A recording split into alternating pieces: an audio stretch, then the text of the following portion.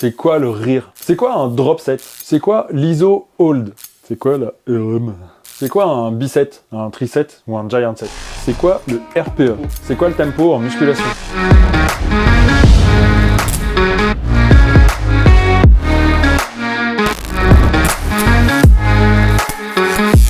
Hello, c'est Jean de Forgery Fitness, la chaîne de la préparation physique à la montagne et du fitness à la montagne. Le tempo, c'est quoi le tempo en musculation? 4 chiffres dans le tempo, 1, 2, 3, 4. Le tempo, c'est quoi?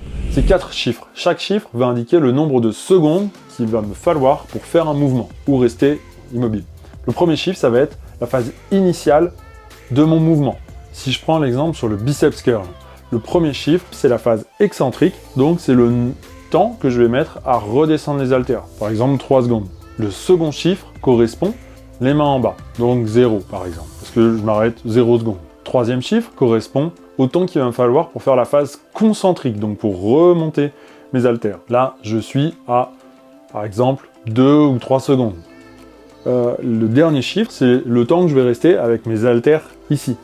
Donc 0 secondes sur un biceps curl par exemple. Ça nous permet de pouvoir dire, je veux une phase concentrique explosive, là c'est si je mets une croix, donc je vais mettre une croix si je veux être le plus explosif possible, et souvent en phase excentrique, je vais vouloir ralentir, parce qu'on est plus fort en excentrique, donc je vais pouvoir mettre un peu plus de tension, donc des fois je vais mettre 2 secondes, 3 secondes, 5 secondes, 6 secondes, voilà, ça peut varier en fait la difficulté de l'exercice. Tout le monde n'écrit pas pareil, moi personnellement dans mes plans d'entraînement, j'essaye de ne pas perdre les gens. Si je mets des tempos, je les mets dans l'ordre où j'effectue le mouvement, c'est plus simple pour tout le monde. C'est pas by the book, mais au moins c'est plus compréhensible et on n'a pas besoin de faire de gymnastique pour le comprendre.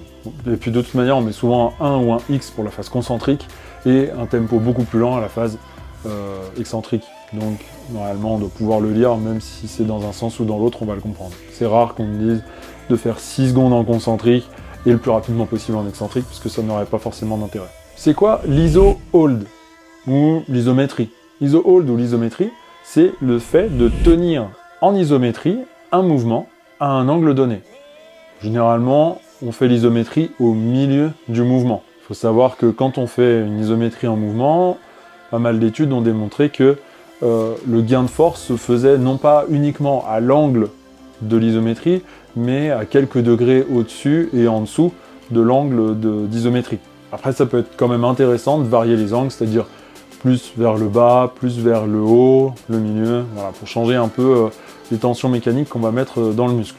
On peut utiliser l'isométrie dans plusieurs types d'exercices, soit par exemple ce qu'on appelle le statodynamique, donc c'est-à-dire que là, à chaque répétition, on va faire sur la phase concentrique un stop de 2, 3, 4, 6 secondes. On peut aussi faire un statodynamique, ce qu'on appellera 2 temps, c'est-à-dire que dans la phase de montée, on va faire 2 stops à 2 angles différents, de généralement 6 secondes aussi. Là, ça peut être long et c'est difficile sur un angle donné, enfin sur un mouvement, sur une amplitude de mouvement complète, de trouver 2 angles complètement différents.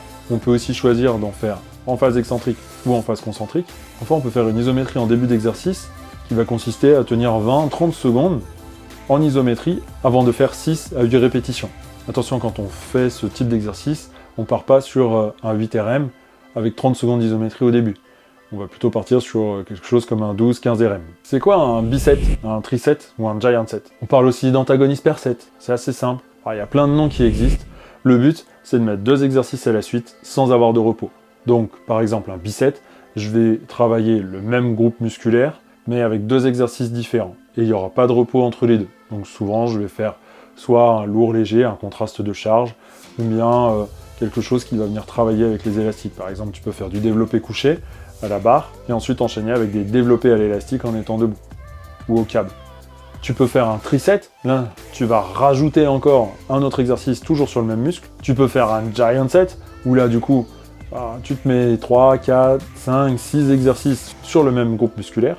Quand on parle de superset, généralement, c'est qu'on va solliciter des muscles antagonistes. Donc un muscle antagoniste, ça va par exemple être le biceps, et ensuite je fais un exercice de triceps. On appelle ça aussi antagoniste per set.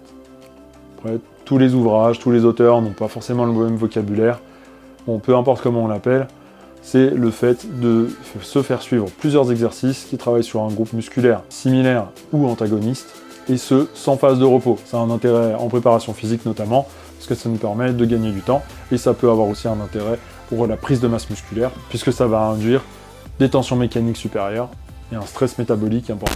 Si tu as aimé cette vidéo et que tu veux mettre en pratique ce que nous avons vu aujourd'hui, je te propose d'aller sur mon site internet www.forgery.fitness. Tu y trouveras des programmes personnalisés pour ta pratique sportive, ainsi que des suivis complets et personnalisés. Si tu as aimé cette vidéo, mets un like. Si tu veux voir un sujet particulier, n'hésite pas à mettre un commentaire dans la vidéo.